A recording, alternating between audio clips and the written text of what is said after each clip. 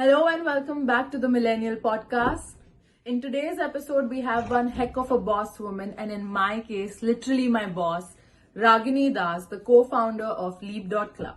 Leap.club is a paid, private, social, professional network for women with a very simple and powerful mission, which is more women in leadership positions. We help them by offering them strong one-to-one connections with relevant people within the Leap community. So if you're somebody who is interested in modern networking, community building, and startups in general, stay tuned. First question in my mind is I want to start with you leading the international expansion at the Zomato, one of the largest subscriptions, Zomato Pro, quitting that, starting up, becoming an entrepreneur, co-founding Leap Club. What shifted in you? Like to be able to do that, quit something like that and start up start fresh. It's almost like starting fresh. What shifted in you to be able to do that? So I think backstory, and I know you know this, but then I was at Zomato for 6 years, right? Yeah. So I think even if I look back, I don't remember always thinking that, okay, I'm going to go and become a founder one day, right? Right. And these things don't happen, right? So I think I was very happy in my job. I think growth was happening. I was getting to do a lot. I was learning a lot, right? And that was also when I was working with Anand, who was back then my boss and now is my co-founder. And we used to talk about, I think, Siddhi, a lot of things that one can do, right? And one of them happened to be how professional networking is broken. And for Anand, he'd already been a founder in the past. This was his second stint at Zomato. He'd built something else of his own previously. So I think we used to have that startup and that 0 to 1 and all of those conversations a lot. And for me, I think the shift, for the lack of a better word, happened. I think it just happened the day we made that conscious decision to build for women. Until then, for me, it was just another one of the ideas you can potentially work on. Did I love the 0 to 1 journey? Yes, but I kind of could do that even with Zomato Gold because it was pretty much a startup within a startup. But I think for me, the mission and what we're trying to build was really something which made me think that, okay, this is something I can give my next 10 years of my life to, right? And I feel I was also in a better space financially, professionally, career-wise. And I think these things are also important. You can't just wake up one day and be like, okay, now tomorrow I want to be a founder, right? So I think right place, right time, right calling, right set of people to build with. And I think those things for me made me just take that jump or that leap of faith. Right. So like you mentioned, the whole part about being women centric is what also sort of got you that day got you excited. Was this like that on the paper since the start? Like, were we always women centric since the start? Or was this one day's epiphany or just an agenda based it wasn't. It wasn't women only from the start. When we started, it was, of course, professional networking. And I'll be honest, is broken for everyone. It's gender agnostic. Yes. But I think when we started speaking to people and we spoke to on weekends when I was still at Zomato, I would speak to people as research, right? And I spoke to a lot of them and some of them also happened to join the team 2 years later, right? Yeah. And I think what came out was professional networking is broken across genders, across experiences, across industries. And while people are or were doing some things to help just move from part A to part B, there were no concrete steps. There was no safe space. There was nothing charted out, so to speak, right? And I think for us, one of our early investors, in fact, someone who, I think we hold very in high regard this thing, he asked us that, okay, who's going to wake up and say that, Leap should have been there 10 years ago? And then we went back to our research and we just realized women spoke about it with a lot more passion. They spoke about the lack of resources a lot more passionately versus men. And that's when we knew that, that's the problem that we're solving, because one, it's a mission we genuinely genuinely believe in. Plus, it gives a very solid go-to-market strategy. If I woke up one day and was like, I'm building yet another professional network, no one's joining any waitlist, no one's becoming a member. I'll be honest, no one's paying me 30,000 rupees to be a part of the membership, which was the cost back then, right? So I think for us, it was both. And yeah, of course, we've of course changed our lanes and all of that over the last 2 years. We've had our learnings, but I think what stays consistent is the mission, and what stays consistent is the passion with which we want to build Leap. Yes, like exactly how you talk about networking also, if it's just women only, no matter how much we build a community, the centric of it is always people, right? So at the end, no matter how many benefits you add into it, more people are going to add up only when the people are already, in the club already at that level. So how are we getting these women to add value to each other's life? So I think let me just set first some context on what Leap does, right? We want Leap to be the preferred professional network for women globally. We'll be a profitable company. We're going to be an impactful company that influences 3 key aspects. Networking happens to be one of them. So of course, 1 is connections and the overall network. 2 is access to jobs and opportunities. And 3 is actually constant learning and development. So today what happens is people are, of course, building connections, they're building their network. It happens both professionally as well as personally. But the community overall is gearing up for a lot more with jobs and L&D coming in the future. I also want to call out that a lot of companies build a product and then start building communities around it. Communities, the new cool, like you go to Twitter, everyone's trying to build a community. But I think we went slightly ulta. We went community first. And I feel what sets us apart, like you said, Siddhi, is apart from, of course, having a very strong mission.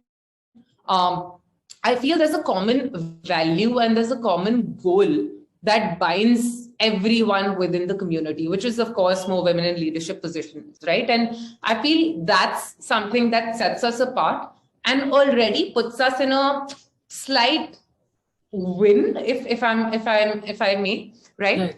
I'd also like to call out that just in terms of adding value, Leap is not a platform, like we're not a fitness platform where, okay, you do this and you lose so and so kgs, right? So we're not a platform that's saying, okay, you'll go from manager to senior manager, you go from AVP to VP in so and so period. Leap is essentially a safe space for women who will help you in your professional journey in different shapes and forms. We're not transactional. We are definitely more giving than taking, unlike other platforms. Unlike other social networks, we don't optimize for any likes or shares or any of that. We actually optimize for real impact, right? Even though today it's via the many features on the platform, the community team works very, very hard for all of this to come together. And I feel that's what kind of sets us apart. And even small things like you can drop your phone number on the platform and you don't have to think twice. Now, you can't even imagine doing that on an Instagram or a LinkedIn or wherever. Right? You talk about your inhibitions. I have a female founders clubhouse and they have my scariest questions and my deepest, darkest secrets. And I don't think twice before posting there. There's a dating group where people are talking about their dating lives and what's going well, what's not going well. And now imagine you can't even think of doing that on a WhatsApp group or anywhere else, right? So I feel there's a lot of trust that comes from members. And of course, we're very, very conscious about that trust. Even professionally, if you're interviewing somewhere, you can connect with someone and be like, you know what, I'm interviewing at a Google or a Bain, and can you just help me with the prep, right? Or people are looking for and have found co-founders on the platform. There are people who are looking for funding. There are people who are, also maybe just looking for someone to run with or an accountability partner. So there's a lot of these professional and personal conversations and meetups and all of that are happening that adds value. In terms of tangible numbers, of course, at the end of the day, we're running a real business, right? Leap is not social charity. We chase hard for sales targets. We chase hardcore retention numbers. I am forever glued to my DAO and MAU numbers on the app, right? Because of course they tell you the health of the business. But I feel for us, there's a lot of anecdotal data that also helps define success at Leap. Yeah, exactly. I think as somebody who also interviewed, one of my key aspects just to distinguish between other companies where I was applying and this was, like you said, the giver's mindset. I think for anybody who's seeking out the insight or the differentiation, like largely was this that there are other platforms which are offering you networking in a very robotic manner, I would say. And that's the only So, difference here in Leap Club, that we don't do that. It's not only a message like, hey, do me a favor, or hey, I needed some help. It's yeah. in fact the other way around, Hey, more I can help. often. Hey, I can Yeah. help in this, or you can add this, or I saw a couple of your stuff and I can help you probably with this. And that's what changes the entire part of community. It's not just a hey or a hi and then just add me as a connection. That changes the Yeah. entire game. I mean, all of us have so many connections on LinkedIn, and even if half of them were real, I think we would have escalated our careers way ahead of our times. I think that was the biggest part where I was just like sold, and I was like, man, I want to be a part of this. And like you spoke about micro communities, I am guessing already that you've spoken about that probably the founders community would have been your favorite. But you Yeah. tell me, which is your favorite? I'm right? I think the founders community is definitely, I'm biased, but the gin and wine and the founders community is definitely my favorite. But I think another one that comes, it's more personal, but comes very close is there's a pets clubhouse where people are only sharing dog photos. And I love it because I think after a stressful day, that's all you want to look at. You want to look at good videos and you want to look at those pictures. So I can't Instagram 0, Leap Club 1 for sure for me. wait. So, like, having spoken about all of these things, what is a product map for any Leap member at this point? Anybody who's listening and is going to be able to obviously join our waitlist and perhaps get into it. What is the product map? What does the next 1 year look like for them? So I think I'm going to take a step back and chalk it out into a couple of years.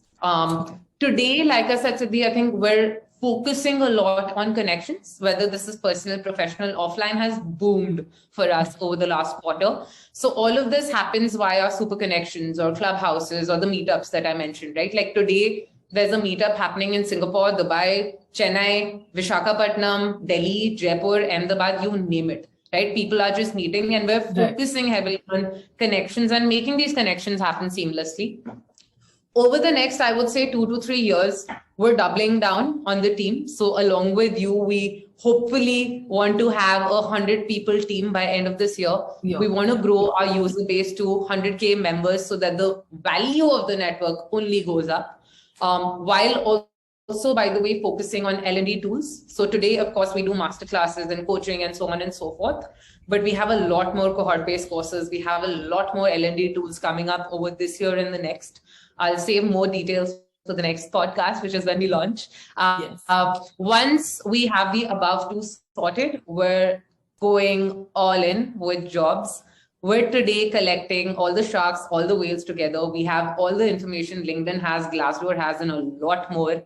We can build the recruiter and the B2B side extremely fast and do it really well.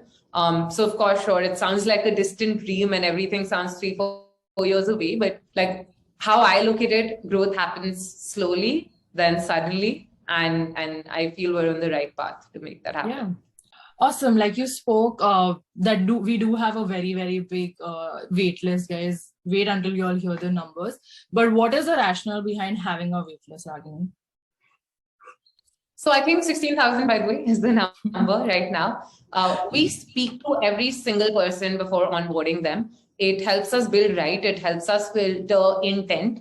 I'll also be honest, money only solves for money problems. So even though we're a paid membership and that automatically is a filter, I think the conversation really helps us understand where the member is in their life. Will they be able to give Leap the time, energy, the giving mindset that we keep talking about? Having said all of that, we do want to onboard faster. So if anyone listening wants to really build a company and enjoys having conversations with powerful women like Siddhi, please write to us on jobs@Leap.club in the description. Yes. Since we've spoken about the time, how money will only solve money problems, and like we've raised a considerable amount, and we've also been revenue positive since day one, guys. So what do you think in the pre-seed part, or like the ideation part, worked for us, so that we give an insight to all the startups that it doesn't happen like just like that?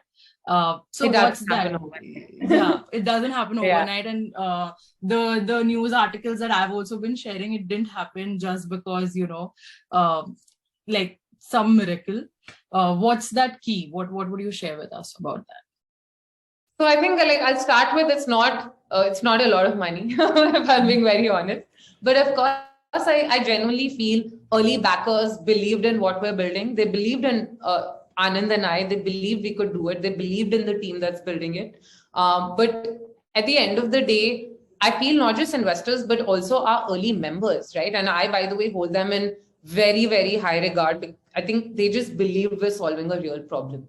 Right. Did we get rejected? Yes. Does everyone understand what we're building?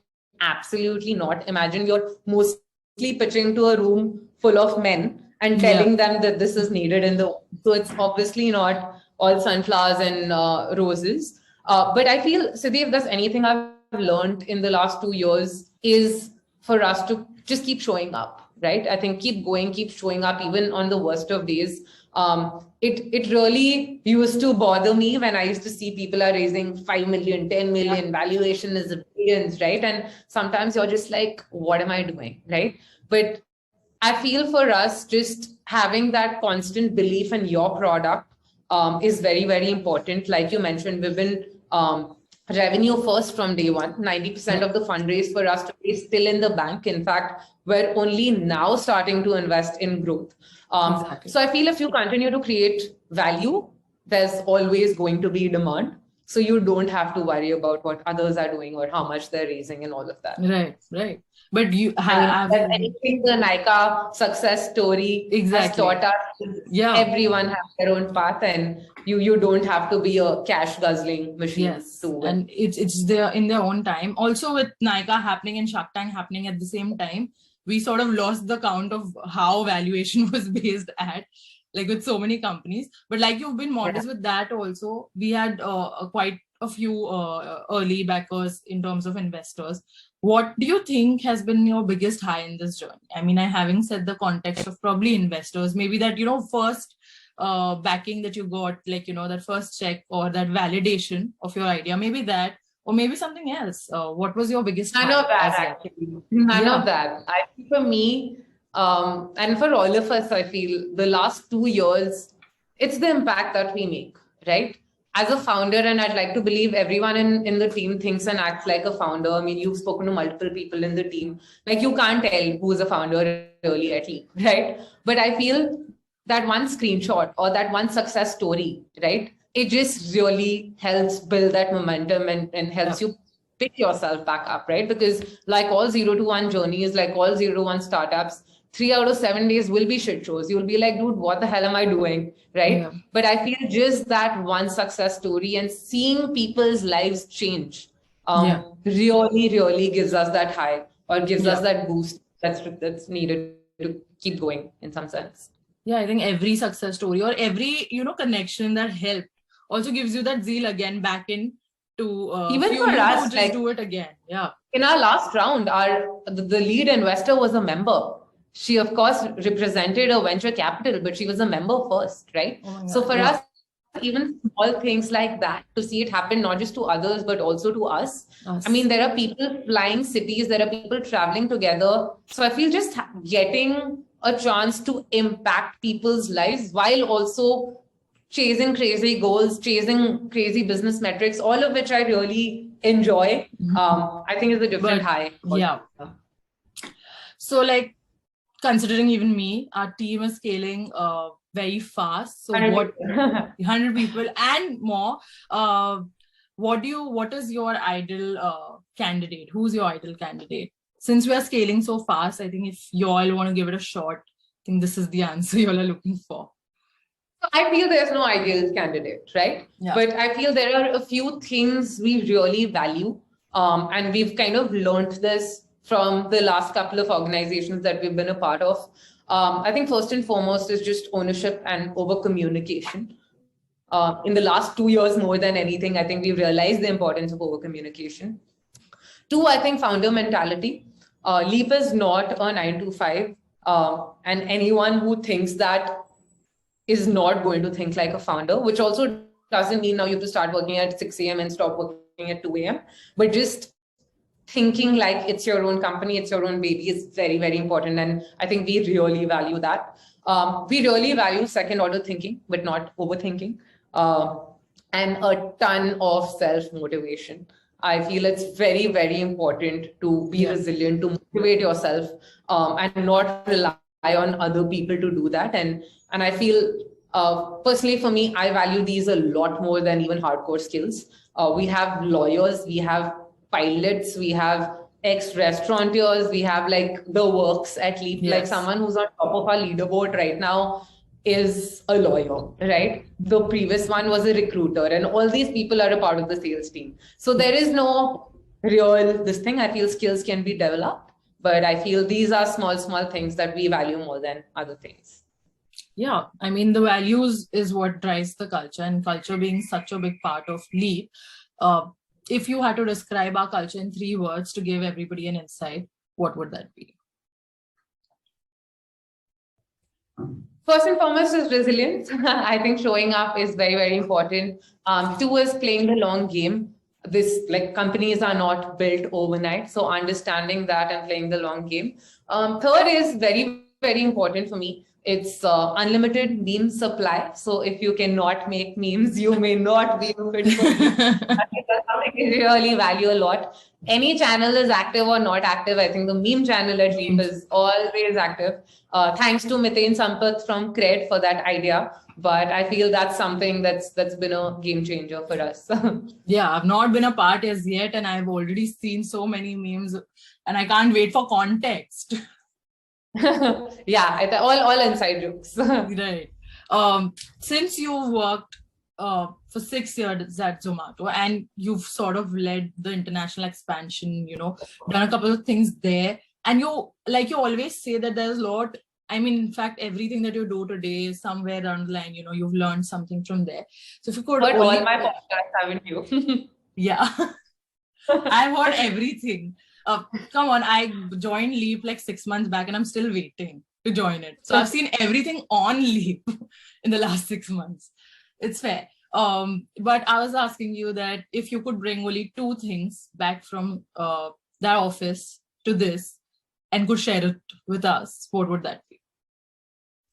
I think we already do that. I think both Anand and I have a lot of Zomato culture ingrained in us. And I think for us, doing things right and not fast is a big one. I think another big one, and a lot of founders don't talk about this as often, is hiring fast, but also not being afraid to part ways when there's not a fit. I think life is too short to just keep going on with regret or whatever. Few more things, and I said this briefly earlier, I think companies are not built overnight. So building with people who understand that, building with people who can, again, like I said, show up, show that resilience every single day. I feel those 2, 3 for me at least have been a big part of what I like to imbibe from Zomato. Right. I think even because you started there when it was like a baby.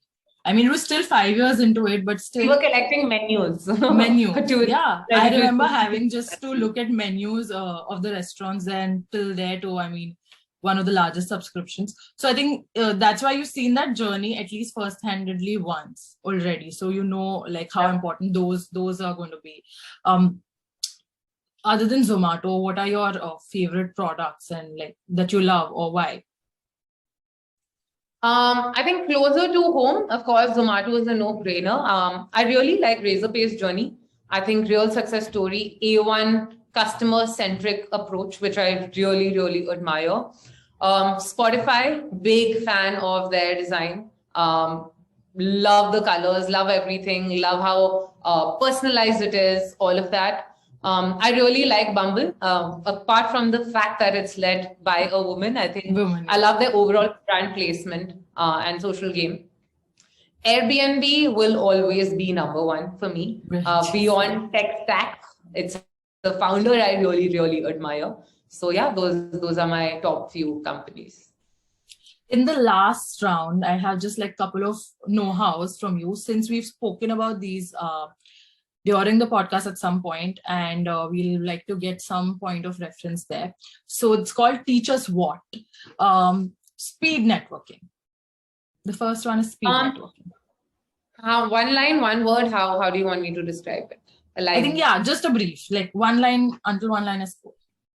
So speed networking is a very easy way for members to meet other members over a Zoom room or a coffee table without any first-time awkwardness and a lot of Leap-infused conversation starters. Awesome. Like we speak about NPS at Leap, which is the Net Promoter Score. So what does that mean in context to Leap? So Net Promoter Score is a very important metric that tracks business health via learning how many people within your user base are going to organically promote you or recommend you to others. We do this quarterly at Leap, and it helps us at least keep our ears to the ground. So if you're running a business and are not doing this, please do it. Right. There's something called super connection that we have at Leap. And what's that? So super connections is very simply the one-on-one connections that we manifest or do at Leap. It's a fantastic way for members to build these connects or build their network, and that kind of puts the super in super connections. Awesome. And the last one, which I've not heard many of people talk about, is executive coaching. And that's the thing. I think even, and just to give you some context, before I took the leap of faith, and I'm sorry, I'm dragging this a little bit, but I really think this is an important piece. A lot of people don't know what executive coaching is. We think Falguni Nair is great because that's how she is, or Deep Kalra is great because that's how he is. Everyone has a coach. Unfortunately, in India, executive coaching is only reserved for the C-suite. Unfortunately, for India, again, there are not many women in the C-suite. So most of us don't even get access to it, right? So very similar to how you have a coach as an athlete in a professional sport, your executive coach basically helps you identify your goals and holds you accountable for them at work. With Leap, we're trying to democratize that and make that accessible to everyone when they need it versus when they've dropped off the ladder. Exactly. That's what I wanted to hear. And that's also the first time I heard when you spoke about it. So I realized that, oh my God, yeah. And now I think it's just become a popular thing also, coaching, but not necessarily everybody understands that what that means or how it has helped people to, reach where they have. So that is the right kind of coaching that we also have integrated with us at Leap.club. We can't talk startup without networking, and at this point we can't talk about networking without Leap.club. So is there any parting thoughts that you would like to talk directly to my audience about Leap.club or about anything that you want to say? No, nothing. I think we covered most of it, but we're on to solve a real problem. We're on to very, very big things. So if you haven't joined the waitlist already, you know what to do. I think lots in store for us for the next 2-3 years.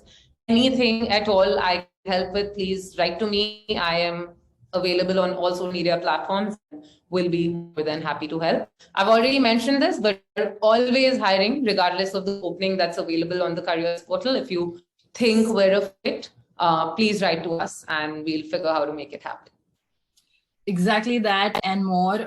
Everything that she's spoken about is in the description. So check out whatever you need to check out. And thank you so much, Ragini, for doing this. I know you had an early start and right in the middle of the day and of the week, we've done this. So thank you, means a lot. And I can't wait to see you all. Yeah. I can't. I'm in Bombay next month. So we should catch up then too. Definitely. Thank you. Thank you.